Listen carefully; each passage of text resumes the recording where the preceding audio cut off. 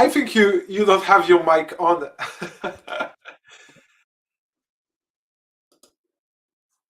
Wait.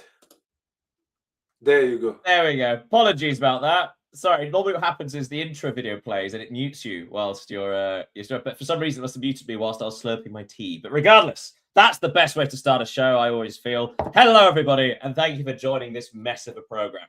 Today, what do we have for you? Well, as ever, we have an incredibly impressive Frenchman standing right next to me, sort of, virtually speaking. It's Leo. Hello, Leo. How have you been? Hey, Daniel, how are you? Oh, with that superb introduction. Anyway, yes, mime is very funny, I hear. But again, you're French, you know. Right, okay, let's talk about the European soccer show. All the things to do with soccer we're showing sort of in European football. And we're going to start with the Premier League. Last week was a bit of a damp squib. This week, my goodness, there's a lot of talking points, and those points will be talked about right now.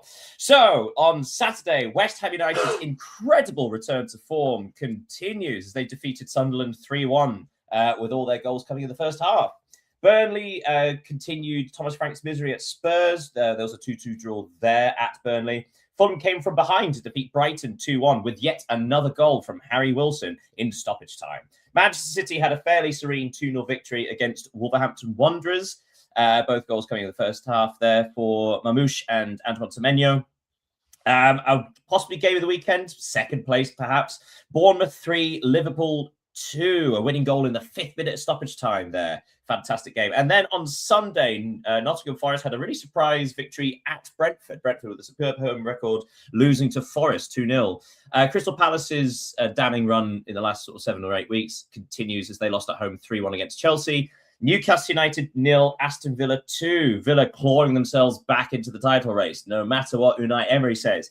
And the game of the weekend, actually, Arsenal 2, Manchester United 3. My goodness, what a performance. Give Michael Carrick the job full time, they cry. Or will they? Let's start with that, shall we? So you put in the notes, can Arsenal lose everything? Well, they can certainly lose this match. And I messaged you at the time saying Manchester United only had, I believe, 3 shots on target, 2 of which were absolute worldies. And yet it didn't feel like an unfair result because Arsenal didn't actually create that much for themselves either.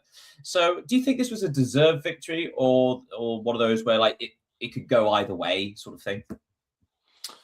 Yeah, I think it was a deserved victory for Manchester United. As you mentioned, they have scored some incredible goals, especially Dorgu's. What a hit. Impressive. Talking about Arsenal, they now have picked up just 2 points from their last 3 games, which is obviously not enough to compete for the title for now. And most importantly, they have only scored 2 goals. So yesterday against Manchester United, I really do think there is a problem in attack for this team. Hopefully for them, they are genius at set pieces, but they need to find other ways to score because. But sorry to jump in here, but that's been the story of their season, though. I mean, it's been often commented about the fact that they, at several points throughout the season, they have really struggled to create anything in open play and have relied on set pieces. But up until now, they've still managed to get results, which has been the big difference. Yeah. It just happens to be this time they played against a team who've had 3 shots to target, 3 goals from an XG of, I think it was 0.7. You know, so it is quite an extreme circumstance. But still, like this was always going to happen at some point. Yeah, you're right. But I think for a team wanting to in chase of the Premier League title, they absolutely need to find other ways to score, because if you just rely on your strength, the day this strength goes out, you need to have the ability to find other ways to win these games. If you remember last week, if they had won against Nottingham Forest, they could have been 9 points clear from Manchester City and Aston Villa. And 1 week later, they are now just 4 points ahead of these two teams. So they will need to find some solutions. That's fair. I suppose the Forest one was a particularly disappointing one as like an opportunity. But Matt, this one seems a bit sort of a chaotic sort of game where it could have gone either way. Although we should probably point out over the last 6 matches, Arsenal still have the second best form in the league. They have actually in the last 6 matches they've gained 2 points on Manchester City, or extended their lead by 2 points over Manchester City. As you say, up to 4 points now. Villa are clawed, by the way, back in themselves. They're still 4 points behind, level with Manchester City. But Manchester United, the best form in the league, 12 points over the last 6 games. That includes 2 draws from Darren Fletcher. That is 2 victories for Michael Carrick. Of course, the thing is, there is the talk now about, wow, what a great job he's doing. Potentially, he's in the running for the job permanently. But of course, this is a road they've walked down before, Manchester United, when they had Solskjaer as their interim boss, and he did so well they gave him the job. So, do you think this is just one of those things of like, first of all, Manchester United have always performed better against teams they're not expected to have possession against, so therefore the counter-attacking thing works. But secondly, do you think this is just the shackles being thrown off of Amorim and what he was trying to do? I couldn't really predict the future of Manchester United and Michael Carrick, but the thing is that we can note that yesterday it was like a show of strength from them, because beating Arsenal at the Emirates, I think it's the first time this season, after being behind on the score sheet, because just for those who haven't seen the game, Arsenal scored first, then Manchester United scored twice, then Sorry, Arsenal I'll jump in there. Yeah. Absolutely. It's the first time this season that Arsenal have taken a lead and not won. Which is impressive. Incredible. Both for Arsenal and Manchester United, because it says a lot of the regularity of Arsenal and their power at home and away, of course, because they are league leaders. But impressive. But like I said, I mentioned sort of before, are we at risk of over-analysing this, though? Because the first Manchester United goal was a Zubimendi error, who basically gave the ball to Brian Mbeumo 30 yards from goal. He could just run ahead and score. And then there were 2 world-class goals. It's the sort of thing that you can't quite control. So are we at risk of sort of overthinking this? Just one of those games? I think if it was just the case for that game, we could have indeed overthinking it. But these past weeks, even in December and at the end of November, we've mentioned that Arsenal struggled to win some games, some easy games. So it's not the first time they lose points after. That's a good point. After a couple of draws. So, right. So. Sorry. Yeah. Go on. No, I was going to say, of course, Manchester City won their first game of the year in the league, beating Wolves 2-0. So again, sort of not all like I say, over the last 6 games, Arsenal having actually extended their lead by 4 points. Yeah, it's half glass full sort of thing, like glass half full rather. You know, it's like it could have been 9. It's currently 4, but it is a league. And of course, this is why you have such a league, right? So therefore, you are allowed slip-ups. Hypothetically, if they lose next week, yes, you could say like, they're stumbling, they're failing, but also they have this gap. They're allowed to do this. Yeah, the last thing we can say on Arsenal is that the main danger for them is themselves, because we saw it last season, we saw it 2 seasons ago. They had everything it takes to win the title, but they lost it because of themselves. So maybe 3rd in a row. I don't expect them to do it, but quick question: out of all the teams in the league, which team do you think has the worst form over the last 6 matches? Which team has picked up the fewest points in the last 6? In the last 6, yeah, I would have said Burnley. Burnley have Burnley picked up 4 points, 4 draws. Liverpool, maybe. No, Liverpool have had a really good run. Well, until this week. Crystal Palace have only picked up 2 points in the last 6 games, and currently sit 15th. The reason I bring this up is because another wonderful victory for West Ham United. They're second in a row in the league, third in a row in all competitions. Excellent goals from Somerville, Bowen, Fernandez. West Ham. But of course, Nottingham Forest then beat Brentford the next day.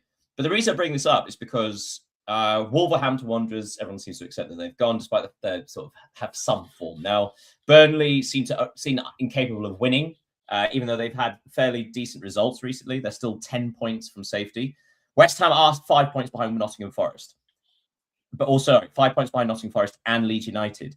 But Crystal Palace and Tottenham Hotspur are 8 points ahead of West Ham, and Crystal Palace have been plummeting. So are Crystal Palace at risk? It's 8 points, absolutely. But in the last 6 games, West Ham have gained 5 points to them. So if that happens again, they're within a victory. I don't really know if they are at risk, but the thing is that which is certain is that they are now looking more at the bottom of the table than at the top, because as you mentioned, they are now 8 points, only 8 points clear of the relegation zone. They will play European football in the second part of the season. They have lost Marc Guéhi. They will certainly lost Jean-Philippe Mateta. I saw Nottingham Forest would like to submit a bid for. I mean, he was linked with Juventus and Aston Villa. Now it's announced that Aston Villa seem to be in the market, almost close to completing Tammy Abraham's transfer. So it does suggest that Juventus are front runners if they match the valuation.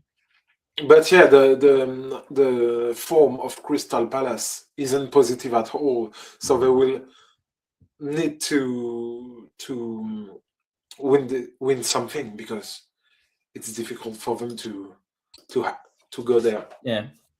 Oh, hey, my Sean. Goodness! Hello, Sean. He's come to bask in the glory of Manchester United defeating Arsenal, and he's missed the section. He's missed it. Oh, what a shame for Manchester United. I'm sitting at the airport at Heathrow. I just wanted to jump on and say, as I get ready to go to the Real Madrid match on Wednesday night, that we came to London and we smashed them. So we took care of business. Sean, as a thought experiment, because Leah and I were just talking about this, what does the last couple of results were being so impressive against Manchester City and Arsenal, the top two? Do you lay this basically as this success at the feet of Michael Carrick, or do you think this is more of a case of just throwing off the shackles of Ruben Amorim's ideas? And does this lead anything into potentially Michael Carrick getting the position full time? I think it's a mix of both. Obviously, I think they definitely needed something after this. A lot of those excuses that he was making, that, we don't have game changers off the bench. We don't have this. Kobe Mainoo can't play next to, Casemiro and everything. I mean, those all look like they're, garbage excuses at this point. And they've been playing, on the front foot and at times, and then countering. So it's all been, I think they've been freed from that. They do have talent as well, too. Just little tweaks. Dorgu's up the pitch and scoring goals now. Cunha coming up the bench and scoring goals. So just little tweaks. I think those 2 wins are great, but, what are they going to do against teams like, Fulham this weekend? They got to keep it going. If they go out and smash Fulham 5-0, Sunday, maybe we start talking about stuff. But I think, nothing will be decided with Carrick until the end of the season at this point. I mean, I know they said that, and they did it, with Ole after they beat PSG in the Champions League, and they kind of just could have waited until the end of the year, because at that point he had the job anyway, right? So I think they just need to see how everything is going to go. But at this point now, if they're going to play like this the rest of the season, he's got to definitely be in for the job. So, well, of course, again, something else we were talking about, the fact that Manchester United, this is actually form for them in regards to the last several years, facing a team where they could actually sit back and counterattack and give possession to the other team. they actually have consistently performed in those kind of matches. The problem being is that they've really suffered when trying to dominate matches and not having that clear tactical identity. So, like you say, sort of facing Fulham will be an interesting test of that theory. Yeah, and you got to look. I'm just going to pull up their schedule here for the next 5 matches because they have and They they've have been Fulham, Tottenham, West Ham United, Everton, and Crystal Palace. There you go. So 3 of the 5 are relegated, threatened teams. Yeah. And Crystal Palace has been the worst team in the league over the last 8 matches. So that guy, I don't understand. If Crystal Palace was smart, they would get rid of him tomorrow because he doesn't want to be there. And there's a lot of stuff going on there. But yeah, look, I mean, if they go and they win, if they get 13 out of 15, first of all, I think they cement top 4 and. Once again, I think people sometimes have been, worried about this top 4 thing. It's top 5 because there's no chance with the teams that are going to, the 5 teams in the Champions League might all be inside the top 8 in a bye. I mean, Aston Villa and Nottingham Forest are probably going to go deep into the Europa League. There's no chance that another league other than them is going to pass them to get, into that. Top 2 spots where you're going to get 5. So really just need top 5 now. And so, I was looking at it's basically between Chelsea, United, and Liverpool. I think, maybe Newcastle, but they didn't look great for those 3 spots. So, 2 teams for 3 spots for the Champions League. And then, of course, if Tottenham, happens to win the Champions League, with no chance. But, we've seen stranger things. Actually, they've been playing well in the Champions League. They're just really bad in the Premier League. Then all of a sudden it's 6 teams. So, but look, it's interesting you bring that up because before we move on from the Premier League, because of course Manchester United changing their manager, Chelsea changing their manager, and they've had a positive bounce. Manchester United winning the last 2, undefeated in 7 in the league, I think it is now. Although that also included a couple from Amarin. Chelsea won a couple in a row. Liverpool are now 5 games without a win, 4 draws followed by a loss, so 4 points from the last 5 games. You do worry about Arne Slot because, if they turn it around, they are still within touching distance because Manchester United are 4th on 38 points, Chelsea have 37, Liverpool have 36. So yeah, it does seem 2 of those 3 will go into the Champions League. But there could be dire consequences for Arne Slot if it isn't Liverpool because the amount of money they've invested, they kind of have to. They're the only team that has to make it this year. Yeah. Go ahead, Leo. Yeah, I think Sean raised a good question. The idea is which European competition will Liverpool play on next season if they play European football next season because they are currently 6 in the league. 2 points behind Manchester United, which are 4th in the table. But whoever play their defensive problems and their state of form is currently really bad because they lost to Bournemouth this weekend. But before that, they had like 4 or 5 draws in a row, I think. So yeah, everything's bad for Liverpool at the moment.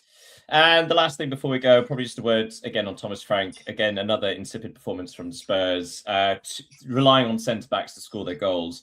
We should point out that the next fixtures are, I believe it's Manchester United, Manchester City, Arsenal and Newcastle. So it gets even worse for Spurs. Oh, and of course, watch out for the next set of fixtures because I believe Crystal Palace, is it Crystal Palace against Nottingham Forest?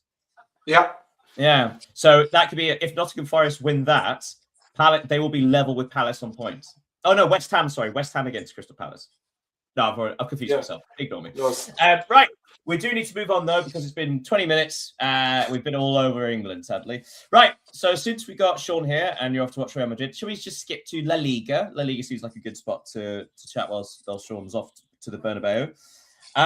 So, first of all, some shock results for the relegated or relegation-threatened sides. On Friday, Levante defeated Elche 3-2 with the winning goal coming in the 6th minute of stoppage time to snatch the victory there for Levante. On Saturday, again, threatened Osasuna, had a great victory, 3-1 at Rayo Vallecano, a couple of goals in stoppage time there to seal the win. Similar for Valencia. Valencia make it 2 wins on the bounce, defeating a very impressive Espanyol side. Valencia had the lead twice, but relied on a Ramazani penalty in the 4th minute of stoppage time to snatch the victory there. Sevilla came from a goal down to defeat Athletic Club 2-1. Real Madrid had an impressive and solid 2-0 victory at Villarreal, both goals coming from Mbappe in the second half. And on Sunday, Atletico defeated Mallorca 3-0. Barcelona defeated Real Oviedo 3-0. Sociedad, another impressive victory over Celta Vigo this time, winning 3-1 despite having a man sent off in the first half. And Alaves defeated Real Betis 2-1. So, first of all, a word on Real Madrid. Again, sort of like a stodgy start to the post-Alonso reign. But this was actually a very impressive victory. It was very controlled. They limited Villarreal to just 1 shot on target. And eventually the quality came through. Yeah, they needed this win to keep the title race on with Barcelona. And Villarreal, they needed it to keep the Champions League kind of dream alive after they lost on last week. But yeah, Villarreal are going through a difficult spell. They now have lost Juan Foyth for the remainder of the season. Marcelino has announced. So it's a difficult time for them, even if they still have a game in hand against Levante, which are now 19th in the league. Concerning Real Madrid, I have a question for both of you. What did you think about Mbappe's Panenka and Brahim Diaz thing? No, so in my opinion, it was so disrespectful. Sean, do you have an opinion?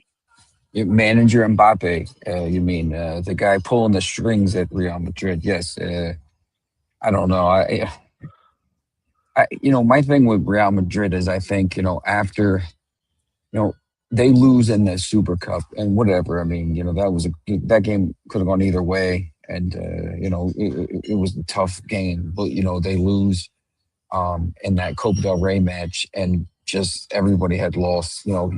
I think the players were starting to rebel, before all this stuff happened, and then that was just too much. Mbappe publicly, but when you look at what's going on here now, with them, especially in this match here on Wednesday night, if they win that and they finish the top 3 in the Champions League table. And then you kind of look at what their form is in the league. They don't have to play in the playoff, so they're only going to be playing in the league at that point. Barcelona right now sits outside; they're in 9th, so Barcelona has to play. If they're still in, they're going to have to play all these kind of extra matches here, and Real Madrid has a little bit of a decent run in the schedule, so. They could be set up here to maybe, you look up in 6 weeks and maybe they're up by 5 points in La Liga or 3 points or something like this. And I think, if they can get their noses back ahead after where they were maybe a month ago, I mean, you look, they was 7 points back. So, the league is, obviously the league and the Champions League, the other cups, whatever, that's not that big of a deal for them. The league and the Champions League are huge, so I think they're set up to be in both of those races. Well, yeah, of course, the 5th win in a row for Real Madrid in La Liga, and they stay 1 point behind Barcelona, who again had a nice straightforward victory over Real Oviedo. Although they did have to be patient. Their 3 goals coming in the second half through Dani Olmo, Rafinha, and Lamine Yamal. Did you see any of this, Leo? It was fairly. I was going to say pedestrian. It was a fairly easy victory eventually. Yeah, I don't think it wasn't Barca's most convincing win of the season, especially in the first half. But it was extremely important because, as Sean mentioned, Barcelona are staying up and leaders of La Liga, so they needed this win. Lamine Yamal, I don't know if you saw it, it scored a sensational goal, the third one in the game. It was also important for Daniel Olmo to prove that he can be here and be at the level of Barcelona with the injury of Pedri, who will be out for a month with Barcelona. So it's a positive victory, even though it wasn't the best for Barcelona this season. Yeah, and but possibly. So the two most impressive results, or the most significant results this weekend, let's talk about Real Sociedad beating Celta Vigo, who again having a wonderful season this time around. That is Real Sociedad's third victory on the bounce. That is 5 matches undefeated. So it feels like finally they're putting the fear of relegation behind them, and are now. I mean, they're what are they? So they're 8th, but only 6 points ahead of relegation, which is insane. The relegation battle in Spain. But they're also now looking potentially at European football. So credit should go to Sociedad, who have picked 3 wins on the bounce and are now looking up rather than down. Yeah, and credit to Pellegrino Matarazzo, who arrived at Real Sociedad back in December. He has now won 4 of his 5 first games at the helm of Sociedad. This is impressive because Real Sociedad played against Atletico, they played against Barcelona, and they played against inform Celta Vigo. So impressive wins. As you said, they are now 8th in the league, 5 points behind Real Betis, who sits currently 6th in the table. So the rise to in the table is impressive. I have a quick aside about Pellegrino. We attended the same university, so he was a couple years younger than me. But I ran the intramural football there at Columbia University, and also worked all the matches. So when he was playing at Columbia, I was always there watching him. So he's my boy, man. He's doing a real good job. Yeah, he is. Yeah. And it's never easy to change because he was, for those who don't know, he was working in Bundesliga before coming to La Liga. He was at Hoffenheim, if I'm not mistaken. So now he is doing a terrific job at Sociedad. I just wanted, Daniel, just real quick, just wanted to jump in. I got to go catch my flight, but I just wanted to come on and just say hi to everybody. Now that I'm on actual your time over here, and I can see normal time in the morning. But I just wanted to say good job, and I'll keep watching as I'm getting on the flight. So so it's lovely having you, lovely seeing you. Also the first time I've seen you since you the haircut. Well. It's good to know that you took inspiration from me. Took care of it. Yeah. I wanted to be like Daniel, so I took care of all my hair. There are the 3 steps of the baldness here. Yeah. Mine will be back like this in about a week, but it will see. So okay. All right. Well, have a lovely I see you guys. Have a safe flight, Sean. Okay, I'll see you. Goodbye. As Sean departs, the last word should go to Valencia. 2 wins on the bounce, both in the last minute, both incredibly dramatic. Valencia finding not only a bit of luck, but also real fight and determination. They did throw the lead away twice, but again, this is against the impressive Espanyol side.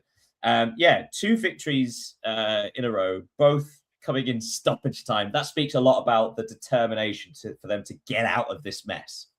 Yeah, that's right. Valencia, they make me feel about like a team that refuses to die, because we are obviously talking about a historic Spanish club that has been through a serious crisis of financial problems with the fans for several months, but they just want to stay in La Liga, and now they are only 2 points ahead of the relegation zone. But these 2 wins and 7 points out of 9 over the last 3 games, they are vital for them. So yeah, genuinely, everybody keep an eye on this relegation battle, because between Osasuna in 9th place and Getafe in 18th in the relegation spot are only 4 points. Yeah. 4 points separating that many teams. That's astonishing. Right, yes, we should go to Serie A. Otherwise, this show's going to run forever. So, Serie A, oh my goodness, again, some incredible storylines happening. On Friday, bottom of the table, Pisa took a 2-goal lead at Internazionale at the San Siro. Both goals coming from Moreo. But before halftime, Inter had taken the lead through a Zielinski penalty, Lautaro Martinez and Esposito in stoppage time first half, taking a 3-2 lead into the halftime, and then ended winning 6-2 with further goals from DiMarco, Boni, and Mkhitaryan. Speaking of 6, Como got 6 goals against Torino. Torino, who are again plummeting towards trouble. Another impressive victory there for Como. Fiorentina couldn't continue their good form. They lost at home against Cagliari, who have really turned it around themselves. And then there's also a Lecce and Lazio 0-0. And then on Sunday, Sassuolo defeated Cremonese 1-0. Cremonese might also be in trouble. Atalanta's return to the top half continues. 4-0 victory over Parma. 2 goals in the first, 2 goals in the second. One of the games of the weekend, Genoa 3, Bologna 2. Genoa actually came from 2 goals down to win this game. Bologna took the lead through Lewis Ferguson and an Otoa own goal.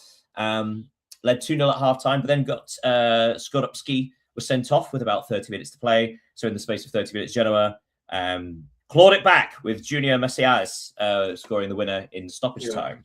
And what a winner. I don't know if you saw the... I've not. What was it like? Screamer. Like a curved ball from 20-25 meters away. So impressive. What a victory, and essential. Genoa there, just trying to pull away. Had they not won that, had they drawn that game, they'd only be 4 points still ahead of Fiorentina. The big game, Juventus 3, Napoli 0. Juventus potentially killing Napoli's title hopes with a very impressive display.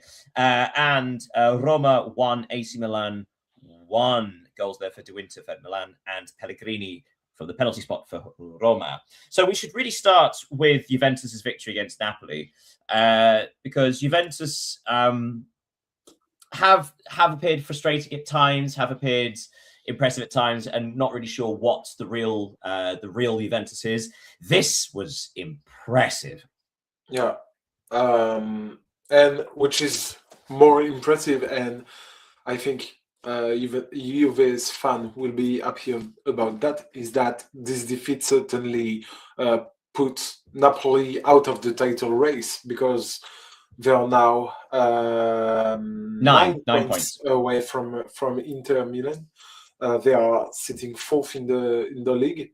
So yeah, maybe it's the end for Napoli's hope for the back-to-back. Yeah, you got to feel sorry for them a little bit, because they have had horrific injuries the last couple of months, and they were sustaining a challenge throughout a lot of that. But in the last few weeks, it just feels like they are too light. They're out. They're out of energy. They need some freshness, and it does feel like it's finally caught up to them. Yeah. You're totally right, and it's also important to note that they are experiencing a difficult European campaign.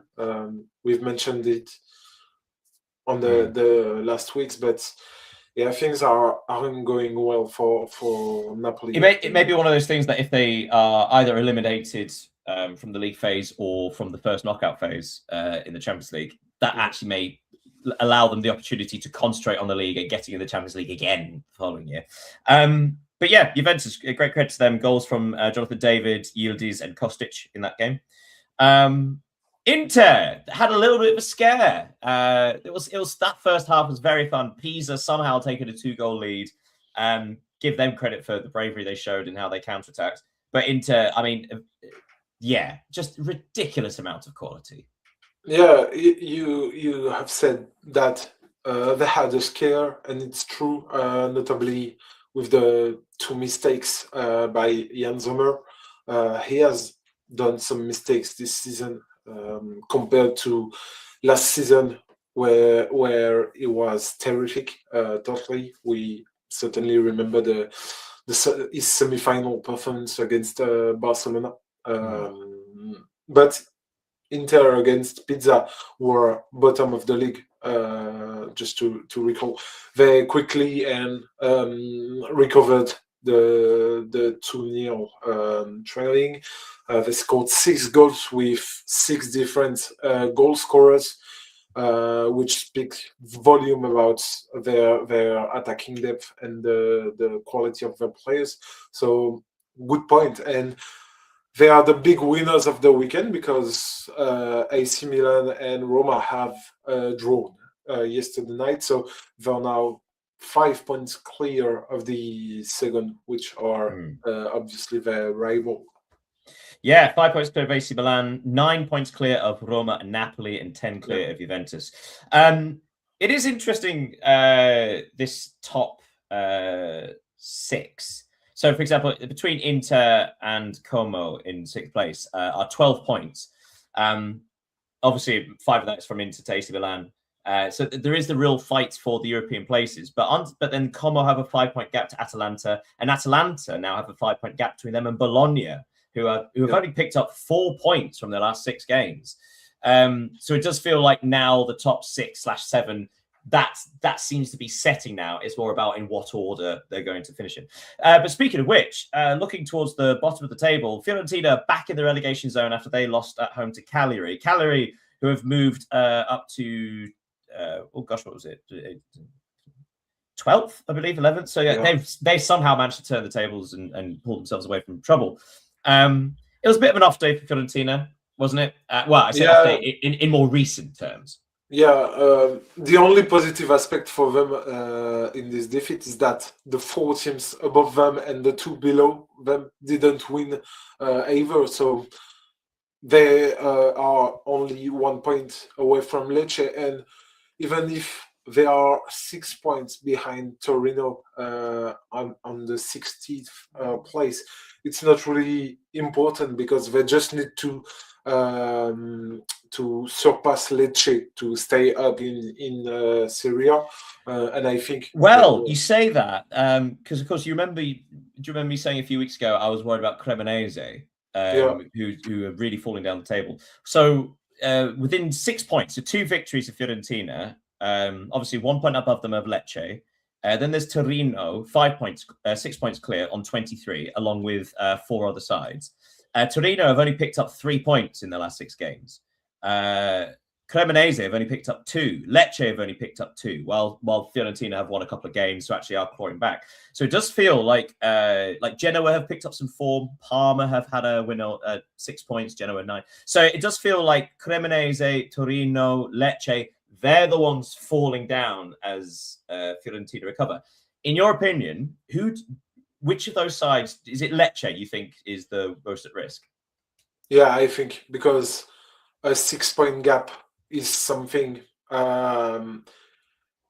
is quite it could be enough for these teams. The thing is that each team, if we talk about from Cremonese to Pizza, the thing is that each team is worse than the other. So no one take points.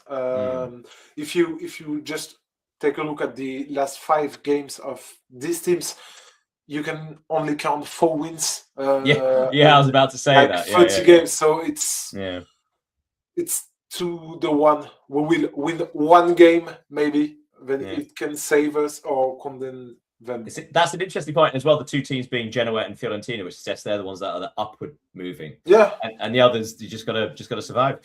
We should probably park Serie A there.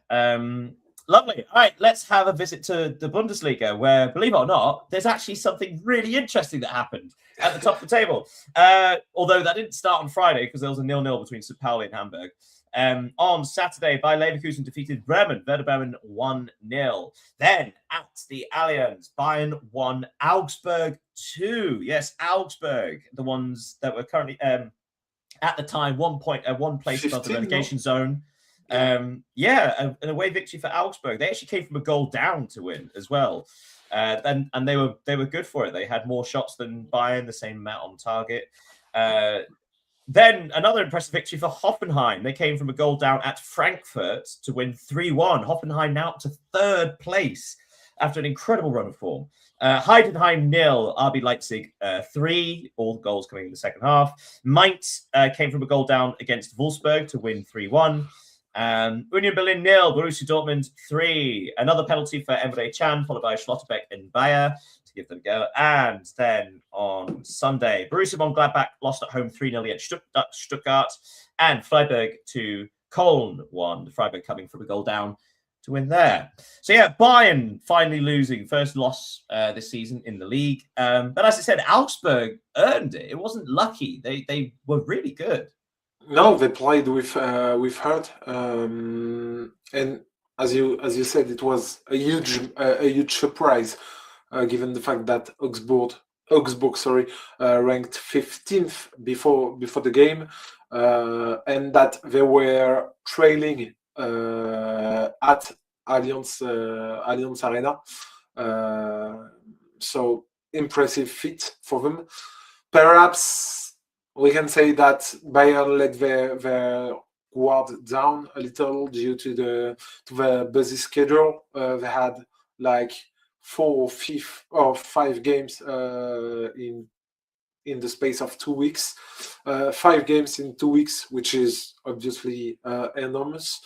But it doesn't explain everything.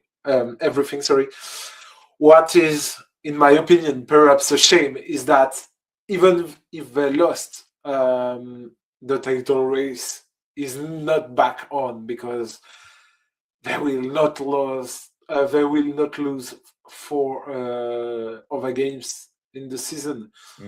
So yeah, that's a good point. And yeah, and also again some context, because of course the coverage in Germany is so heavily Bayern. Obviously, they're going to criticize every little thing, regardless of the defeat.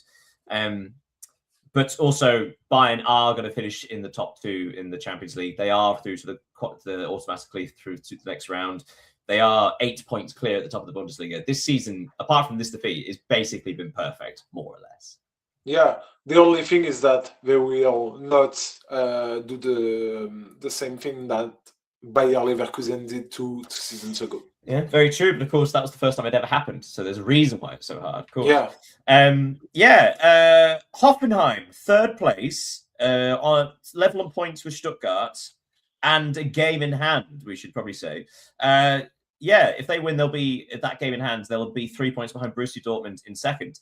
A wonderful bit of momentum there. Undefeated in 5, 4 wins from those 5 games as well. They've really put the cat among the pigeons. They've really sort of taken it to Stuttgart and Leipzig and Bayer. Which of those teams do you think is most at risk of falling out of this race for the Champions League? First, I think because Bundesliga has got 4 automatic spots for the Champions League. So Bayern will have 1. Given the table, I do think Dortmund will have 1 too, because they are now 6 points clear to Hoffenheim. And we should also say, like, for all their faults, Dortmund have been consistent this year. They've only lost 1 game, 2 games. There is consistency. Only one. So good season for Dortmund. So now it's only 4 points between Leverkusen and Hoffenheim. So it's 2 spots for 4 teams, because Freiburg, who are sitting 7th, they are 5 points away from Leverkusen. So it's a 4 teams battle for the Champions League.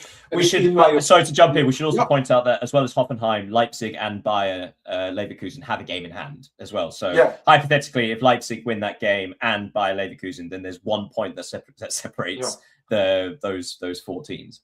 So I do think Leipzig will qualify, and I think Stuttgart will too. Yeah, Stuttgart, they did have a little sticky patch, didn't they, just before the turn of the year? But they have, I think that's 6 games undefeated now. That's 4 wins from that point as well. So yeah, they seem to have refound their form.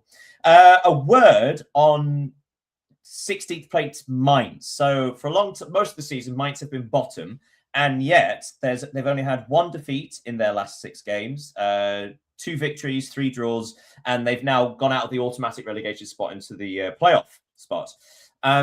Mainz seem to be turning it around. It really did look hopeless at one point, but they've been quite impressive. Like I say, a victory here against Wolfsburg, coming from a goal down.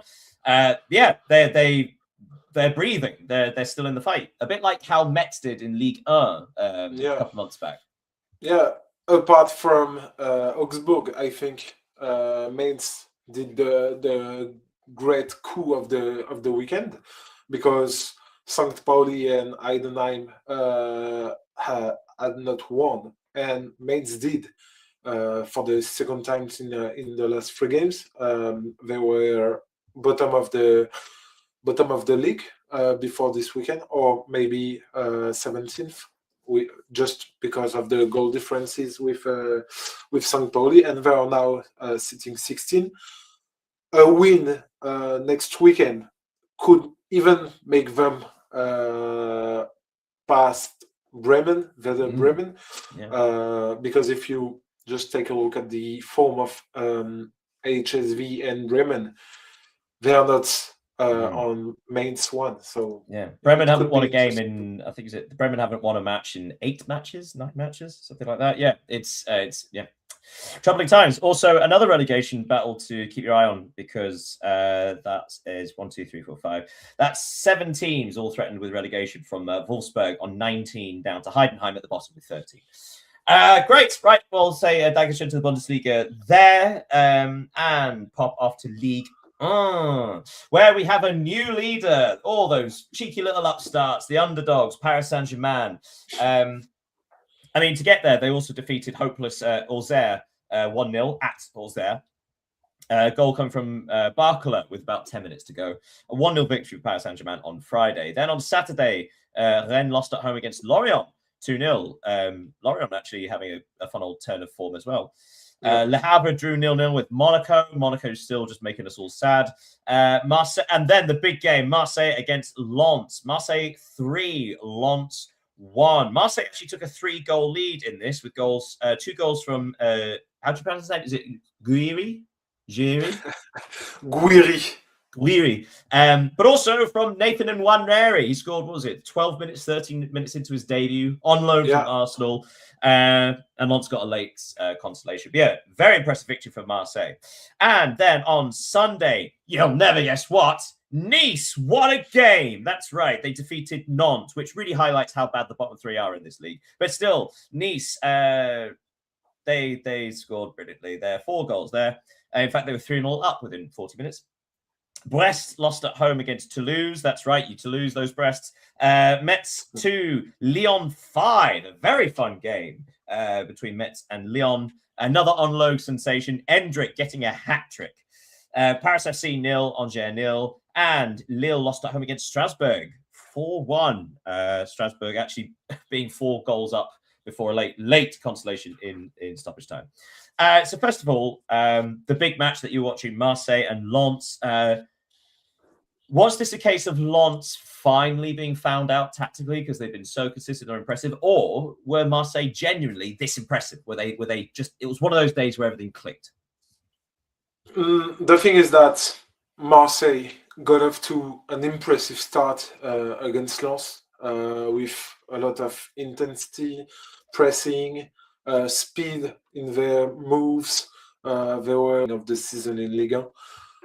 He's just 18, but he played like his opponent were maybe 12 or 13. Can I ask, watching, how did it look with him playing with Mason Greenwood? Because on paper it suggests that they play in a similar position, but is Nwaneri being used as more of a number 10 and Greenwood is the outside player, or vice versa?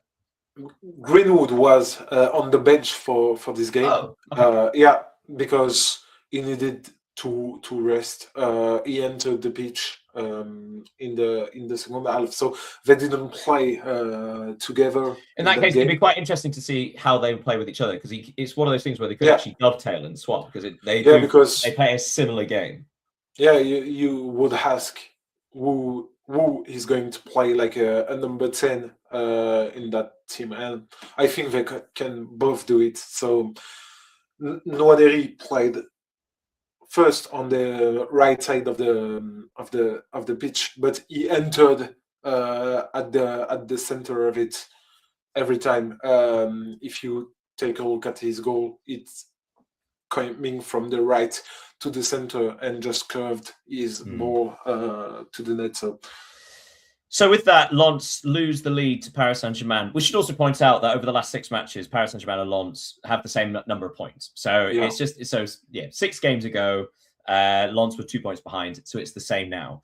Paris Saint-Germain, were they fortunate? Like, because it took them a long time to get to Auxerre. What was missing? What was wrong with them this time around? No, it wasn't. They faced a great goalkeeper in the first half. They had numerous chances. Okay, they struggled to win this game, but winning at Auxerre, playing at Auxerre is never easy. But PSG, they had everything it takes to win this one. Barcola missed chances at the very beginning of the game, as usual, because he missed a lot of chances. But finally scored the winner, and that's all. The final word then on Ligue 1. There are 3 teams who have got 15 points from their last 3 games. Paris Saint-Germain, Lens, and I'm pointing at you specifically. Lyon. Sorry. A wonderful return to form. So that's 4 victories on the bounce, 5 from their last 6. They've got a 4-point gap between them and Lille. And they will play Lille next weekend. So a win there could actually really cement their position. I was going to say the Champions League, but obviously the 4th place is a qualifier in Ligue. Yeah. But still, Lyon seem to have returned to form. Yeah, because it was concerning for a while, wasn't it? Because there are lots of draws, lots of poor performances, but they seem to have switched it on again. And what a signing Hendrik's going to be. Yeah, Hendrik, we've discussed it, but I think you have to go back several years ago to find a forward as talented as Hendrik at OL. Because, of course, when you talk about Lyon, you think about Alexandre Lacazette, for example. He was a great forward, a true legend at Lyon. But I think Hendrik is a step above Lacazette, just in terms of talent. And it's not a surprise because he's considered as one of the 5 best wonder kids of his generation. It's not a coincidence if Real Madrid spent like 50 or 60 million euros to buy him from Palmeiras, and he will enjoy his time in Ligue 1. I've read something about the fact that Paulo Fonseca would have asked to his management to keep Hendrik on loan next season, which is, I guess, it's quite impossible, because if he will not get playing time at Real Madrid, some clubs will put money on the table for him. So it's a difficult perspective. But yeah, Hendrik is just so good at it. And I don't like to compare footballers, but when you know that Lyon played with Martin Satriano during the first half of the season, and now they play with Hendrik, who have now scored 4 goals and assisted 1 in 3 games. He's provoking defenders, he's making deep runs, he's making everything. It's night and days, to be honest, and Hendrik is a great addition to that squad. And also good for him, because we were talking about the fact that it seems quite almost cruel they didn't get more game time at Real Madrid, considering 99 minutes. It didn't seem also like some of the players ahead of him, because he could also come off the right, which is actually a position where you feel like he really could have done more. Fantastic. Let's leave the league there and move on to the 3 things you may have missed this week. Oh, we got a message from Josh. Hi, guys. Interested to hear your thoughts on this Serie A race. As a Milanisti, all I heard is people saying that due to the lack of European competition this year, we are title favourites. Well, I suppose it's the word favourites. It's good timing. I think back to that said, we don't have the depth or quality of Inter. Nowhere close in my eyes. Am I wrong to think we never actually had a true chance to keep up with our cousins and win a Scudetto? Well, I think back to when Antonio Conte took over Chelsea. That sticks in my head because, of course, Chelsea would have been challenging for the league anyway. It's just that they didn't have any European football that year. So having a new manager with no midweek games allows that extra time for tactical preparation and gives you an edge and an advantage in the same way that Inter having a large squad gives them an advantage. So the idea being that actually the two would sort of not nullify the other, but each works, like, gives them an edge over their competitors.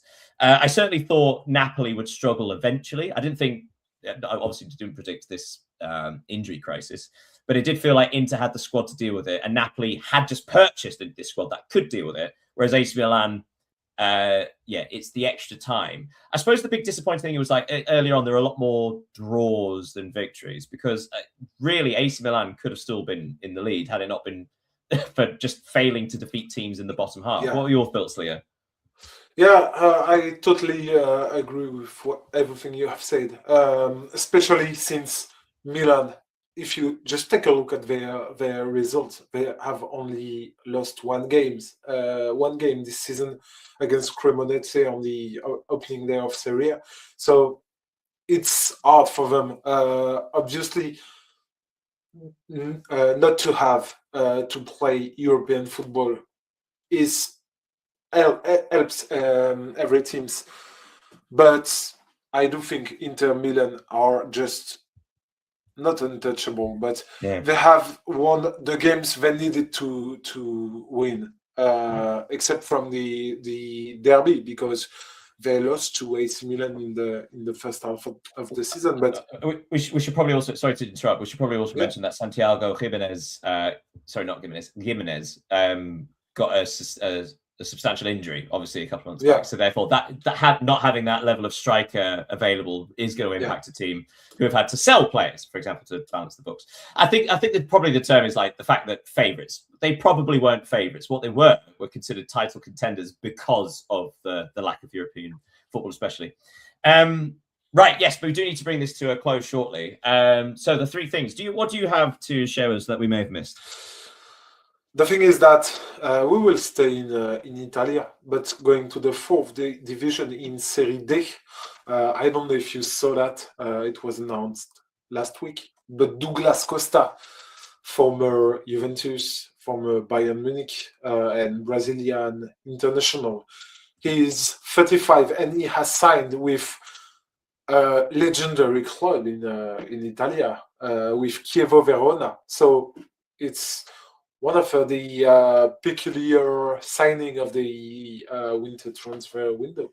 Oh, that's very fun. Well, I'm going to get your gaze towards the Women's Super League, the WSL. The last 6 seasons have been won by Chelsea, and it looks like finally that's going to end. Chelsea lost at home against Arsenal 2-0 this past weekend, which means that Manchester City are now 9 points clear of Arsenal, with 11 games to go, but also that is a big gap. So yeah, it looks like there's going to be a new champion at last after a long wait in the WSL. Anything else for you?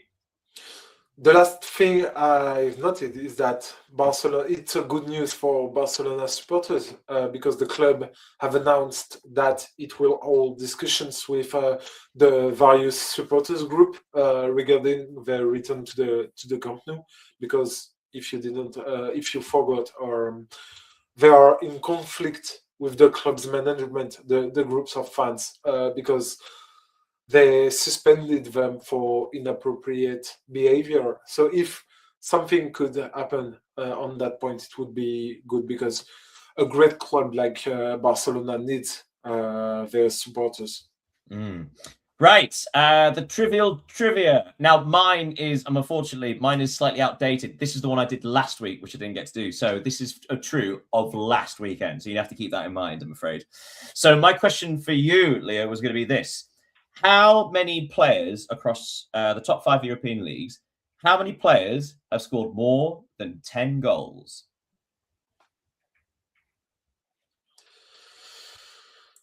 So wait, in France we have. I don't think it's a lot. I think in I would go France with it. there is. I think in France Yeah. there's only 2. Mason Greenwood and Panicelli. Yep, 2. Yeah, That's 2. that's Okay, 2. so what's the Is- so what do you think the answer is? It's a surprisingly low number. Yeah, I would go with between 8 and 10 because I know in La Liga it's 3, maybe. You're very close. It's 11. Well, as of last weekend, Okay. it was 11. Yeah, do you want to have a quick go at guessing them? So we know the top 3. Haaland has 20, or Yeah. had, again, from the last weekend. Harry Kane had 20. And Mbappe, I suppose now he has 20. So that's fun. Actually, a good race for the Golden Boot. But they're the top 3. Okay, so you've got those 3 and Mason Greenwood and Panicelli. So you've got 6 more to go. Vedat Muriqi from Mallorca. Absolutely. He's up to 14, I believe. Yeah. In Serie A, Lautaro Martinez. He's on 11.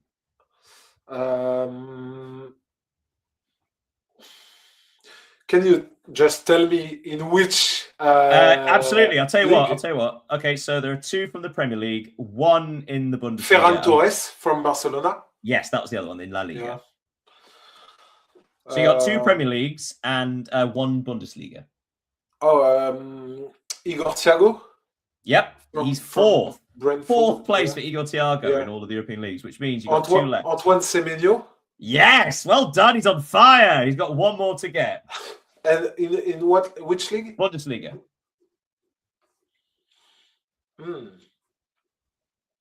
I think it's some.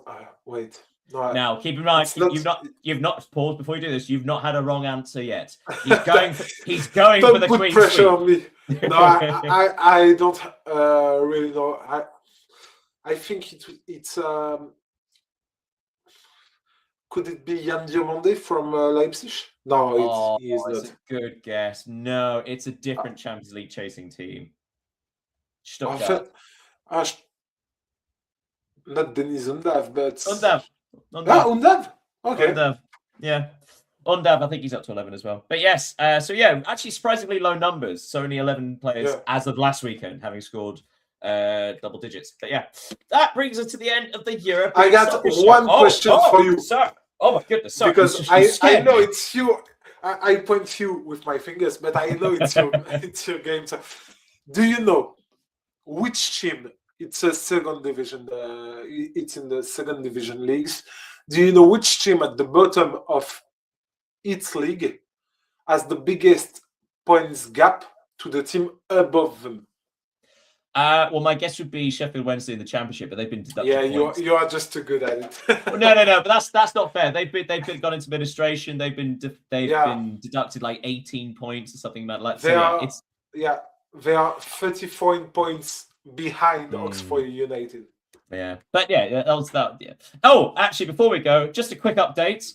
If you're interested, bottom of the Portuguese Primeira. AVS, the only team in the top 10, top 20 European leagues yet to win a match. They drew. They just drew again. They had a chance to win against a team 2 places above. They missed it. So it might be another few weeks before. But that's the update for AVS. In case you don't know. For every week we will do an update. Yes, I'll try. AVS. We'll have a little bit in the program on the side. It's like what happened to AVS. Right. Thank you so much for joining us for the European Soccer Show. And hey, we had another friend join us. That was fun. But speaking of friends, thank you so much, Leo. Merci beaucoup. You're welcome. De rien. Thank you, Daniel. Thank you to everyone who watched the show. Yeah, absolutely. Participate. And if you are joining in live as we live stream, feel free to send messages as we had earlier. We'd be happy to respond. We've been so social today. It's been fantastic.